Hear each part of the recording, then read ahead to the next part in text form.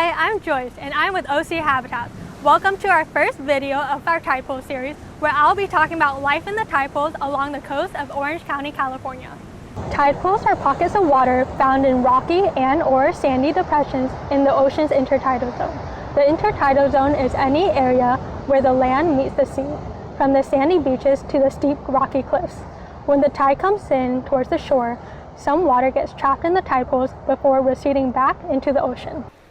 The ebb and flow of the tides are caused by the gravitational force of the sun and moon. Since we live on the west coast, we experience a mixed semi-diurnal tide. This means that we get 2 high tides and 2 low tides in a day, with each one varying in measurement, such as a lower low tide, a high tide, and a higher high tide, making these mixed tides. As the Earth rotates, these tides are influenced by the pull of the moon's orbit and of the sun. The closer the face of the Earth is to the moon, the stronger the tidal force is due to the moon's gravitational pull. The tidal force of the ocean is the strength of the water bulging towards the moon to create a high tide. However, the moon doesn't just pull the ocean in one direction. The moon and the Earth's gravity causes the ocean to be pulled elliptically, or in an oval shape. This means that when the ocean is pulled on one side of the Earth, on the opposite side of the Earth, the ocean is also being pulled to a lesser extent. So where does the sun come in? The sun plays an important role during the spring and neap tides. During the spring tides, which is commonly referred to as the king tide, when the moon is a full or new moon, the Earth, moon, and sun all line up and create extreme differences between the highest and lowest tides. But when the moon is at the first or third quarter, there's a neap tide, where the Earth, moon, and sun form a right angle from one another. In this formation, the gravitational force from the solar tide will make the lunar tide less strong, resulting in very little differences between the high and low tides. Besides the sun and moon, other factors can also influence the tidal cycle, such as the winds, the high and low pressure, or even just the shape of the coastline. Whew, that was a lot of information that was just thrown at you. Let's see if you can answer this review question. What's the greatest influence on the tides of the ocean? Is it the sun, the moon, the winds, or the coastline? If you answer the moon, you're on the right track. Even though the sun, wind, and coastline can influence the tides, the moon has the greatest influence due to its strong gravitational force. So you must be wondering, why is the tidal cycle so important? Well, the tidal cycle serves as an indicator for the 4 vertical zonations found in the intertidal zone. The zonation pattern plays a large part in where the different species in each zone are found, creating the unique tidal pool ecosystem. Depending on the zone, organisms can be strongly influenced by physical stressors, such as desiccation and temperature fluctuation, or by biological stressors, such as predation and competition. The 4 zones in the intertidal area are the splash zone, high tide zone, mid tide zone, and the low tide zone. The splash zone, also known as the first zone, is exposed at all times except during the highest high tides. The splash zone name came from the fact that animals in this zone are splashed by the water from the waves. Another way to find out if you're in the splash zone is by locating the indicator species. Indicator species are plants or animals that indicate the start of a zonation. The indicator species that can be found in this particular zonation are the periwinkle snails, fingernail limpets, and the acorn or buckshot barnacles. By living in the splash zone, these species have the advantage of avoiding predation. However, to survive the harsh environment, they need to form adaptations such as closing their shells to avoid desiccation or being small to require less food. The second zone is called the high tide zone. It's submerged for half of the day during both low tides. In this zonation, to combat the strong wave action, adaptations such as a hard shell can be developed to protect the organism's soft bodies or byssal threads, which are strong filaments that can be secreted by mussels or clams to help them cling to the rocks to avoid being swept away by the waves. The animals can also hide in little nooks and crannies to avoid the tidal action and avoid desiccation or drying out. The indicator species found in this zonation are the acorn barnacles, gooseneck barnacles, and mussels. However, Crabs can also be found in this area when they are out looking for food to eat. Zone 3 is also called the mid-tide zone, which is typically submerged underwater except during the lowest low tide. This zone is the most active because it's where most people come tide pooling and where all of the organisms come to feed. Since this zone is underwater for most of the day, the organisms in this zone no longer have to worry about physical stressors, such as desiccation or fluctuating temperatures.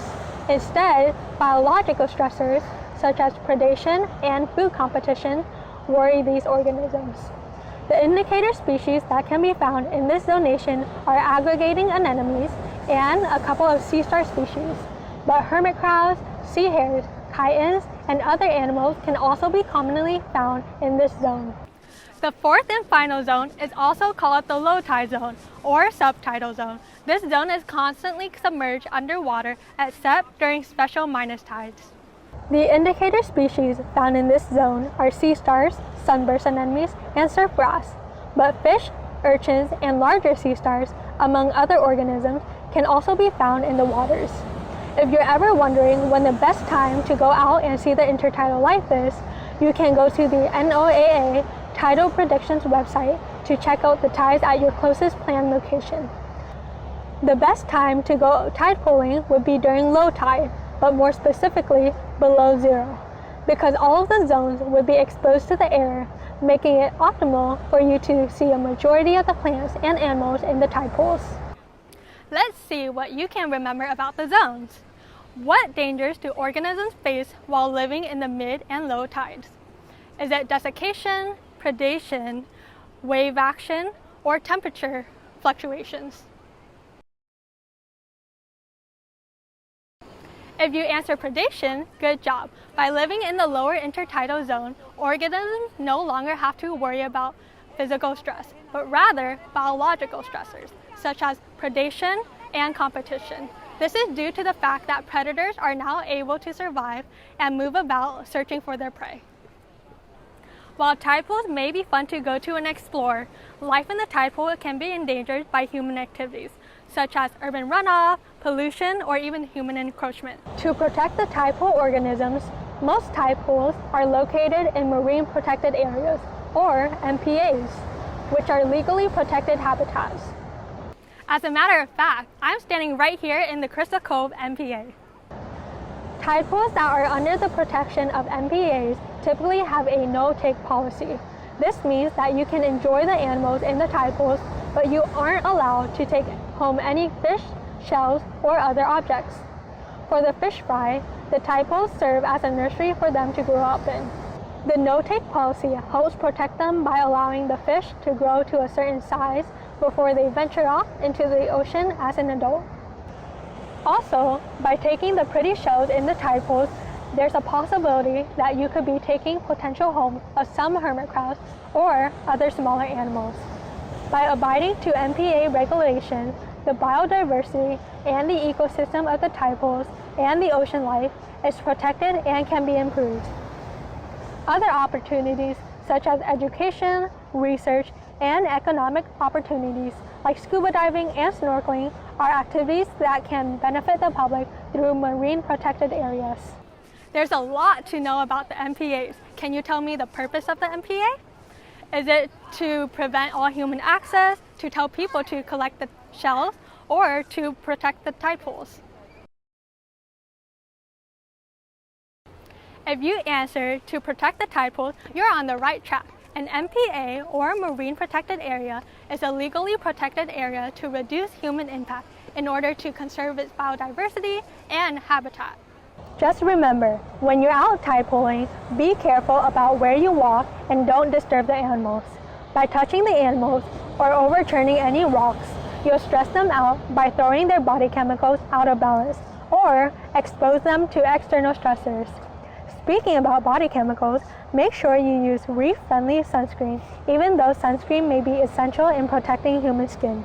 Some sunscreen can be detrimental to the animals if it washes off of your body and into the water. Lastly, please don't feed any animals because we don't want to make them sick by disturbing their diet. With all these new tools to protect the system, You can now go out and explore this amazing and important habitat with your friends and family. To learn more about the different species in each zonation or other causes and effects of the tide pools, stay tuned for future videos. Also, don't forget to like, share, subscribe, and turn on the notification bell for future videos by OC Habitats.